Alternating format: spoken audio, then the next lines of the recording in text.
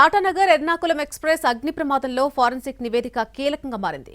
ఇది మానవ తప్పిదమా లేక సాంకేతిక కారణమా నిర్ధారించేందుకు దర్యాప్తు వేగవంతమైంది. ఆదివారం అర్ధరాత్రి యలమంచిలి సమీపంలోకి రైలు చేరుకున్న సమయంలో ఒక్కసారిగా మంటలు చెలరేగాయి. 2 ఏసీ కోచ్లు అగ్నికి ఆహుతైపోగా 70 ఏళ్ల వయసున్న ప్రయాణికుడు సజీవ దహనమయ్యారు.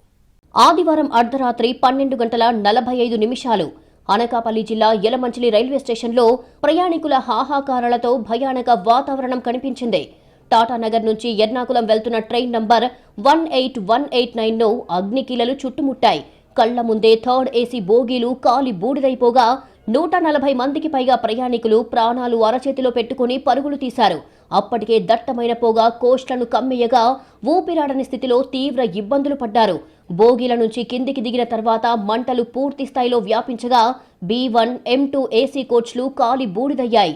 ఈ దుర్ఘటనలో విజయవాడకు చెందిన చంద్రశేఖర్ సుందరం అనే ప్రయాణికుడు మంటల్లో చిక్కుకొని సజీవ దహనమయ్యారు. ఆయన దగ్గర ఉన్న సుమారు 5,80,000 నగదు, బంగారం కాలిపోయింది. విశాఖలో కుమార్తె ఇంటికి వచ్చి తిరిగి వెళ్తుండగా రైలు ప్రమాదం రూపంలో మృత్యువు కాటేసింది. చంద్రశేఖర్ కుటుంబానికి 5 లక్షల పరిహారం ప్రకటించిన రైల్వే శాఖ అగ్ని ప్రమాదం కారణాలను వివిధ కోణాల్లో విచారిస్తోంది. రాత్రి 12:20 సమయంలో అనకాపల్లి దాటిన ఎర్నాకులం టాటానగర్ ఎక్స్ప్రెస్ 12:40 సమయంలో యలమంచిలి స్టేషన్కు సమీపించింది. అప్పటికే ప్రెజర్ లెవెల్స్ మారిపోవడంతో పైలట్, కో పైలట్ చెక్ చేస్తుండగా B1 కోచ్ నుంచి పొగలు రావడం కనిపించింది. దీంతో ట్రైన్ నిలిపివేసి ప్రయాణికులను అప్రమత్తం చేస్తుండగానే మంటలు వ్యాపించగా అదుపు చేసేందుకు ప్రయత్నాలు ఫలించలేదు. కొద్దిసేపట్లోనే M2 కోచ్కు మంటలు విస్తరించడంతో పోలీసు, ఫైర్ సిబ్బందికి సమాచారం వెళ్లింది. యలమంచిలి, అనకాపల్లి నుంచి వచ్చిన ఫైర్ ఇంజన్లు దాదాపు 3 గంటలు శ్రమించి మంటలను అదుపు చేయగలిగాయి. ప్రమాద సమాచారంతో రైల్వే రెస్క్యూ టీమ్స్, ఉన్నతాధికారులు హుటాహుటిన సంఘటనా స్థలానికి చేరుకుని సహాయక చర్యలను మొదలుపెట్టారు. కాలిపోయిన కోచ్లు తొలగించిన తర్వాత ఎర్నాకులం వెళ్లాల్సిన ట్రైన్ 7 గంటలు ఆలస్యంగా యలమంచిలి నుంచి స్టార్ట్ అయ్యింది.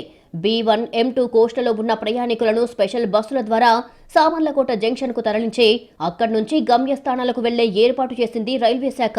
యలమంచిలి రైల్వే స్టేషన్ సమీపంలో టాటా ఎర్నాకులం ఎక్స్ప్రెస్లో జరిగిన అగ్ని ప్రమాదం కలకలం సృష్టించింది.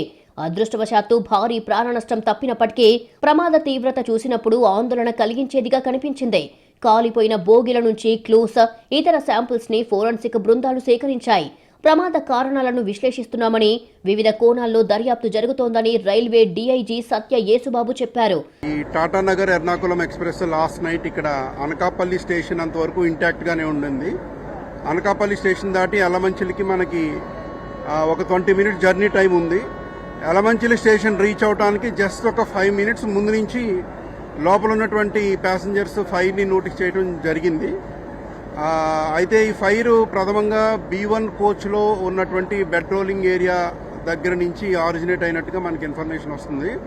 అయితే ఆ ఆరిజిన్కి గల కారణం ఏంటి, అక్కడ ఏదైనా షార్ట్ సర్క్యూట్ అయ్యిందా, లేకపోతే ఎవరైనా స్మోక్ చేసేమన్నా అక్కడ పెట్టడం జరిగిందా, లేదు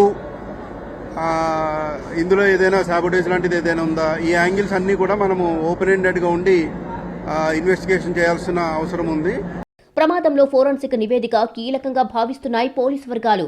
ఇప్పటికే రైల్వే సేఫ్టీ కమిషన్ విచారణ ప్రారంభించింది. ఈ ఘటనపై తుని రైల్వే పోలీస్ స్టేషన్లో కేసు నమోదయ్యింది. అగ్ని ప్రమాదానికి గల ఖచ్చితమైన కారణాలను తెలుసుకోవడానికి దర్యాప్తు జరుగుతోందని పోలీసు వర్గాలు ప్రకటించాయి.